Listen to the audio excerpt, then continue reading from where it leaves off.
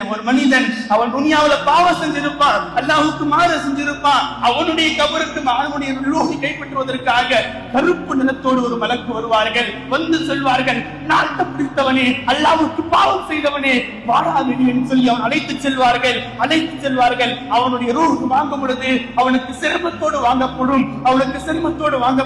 வானத்திற்கு எடுத்து செல்வார்கள். எடுத்து செல்லும் பொழுது ஒவ்வொரு மலக்கும் கேட்பாங்க, யார் இந்த துர்நாரமுடையவன், துர்வாடை வரக்கூடிய இந்த மனிதன் யார் என்று கேட்பார்கள். அவர்கள் சொல்வார்கள், இன்ன ஃபுலான் இப்னு ஃபுலான், இன்னாரின் மகன் இன்னார் தான். துனியாவுல பாவம் செஞ்சனால அவனுக்கு இப்படி எல்லாம் நடந்திருக்குன்னு சொன்ன உடனே அல்லாஹ் சொல்வானா, அவர் அப்படியே கூட்டு போயிடுங்க, அதை கூட்டு வராது கேட்க மாட்டேன்.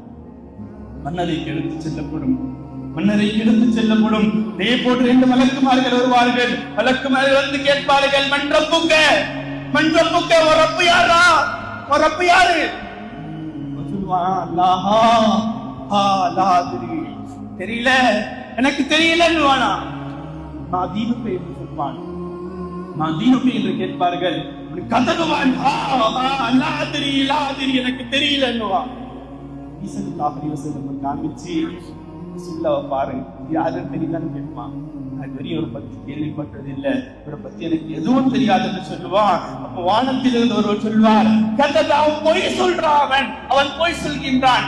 நரகத்தின் வாசல்களை அவனுக்கு திறந்து வையுங்கள், உஷ்ண காற்று அவனுக்கு போகட்டும். கபரில் அவனுக்கு உஷ்ண காற்றுகள் வரும், அந்த நெருப்பு காற்றுகள் வீசும், அனல் காற்றுகள் வீசும். அவனுக்கு நரகத்தில் இருந்து நரக நெருப்பிலான விரிப்பை அல்ல அவனுக்கு விரிப்பாள்.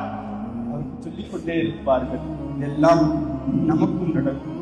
நாமும் இந்த மன்னரையை சொல்ல இருக்கின்றோம்.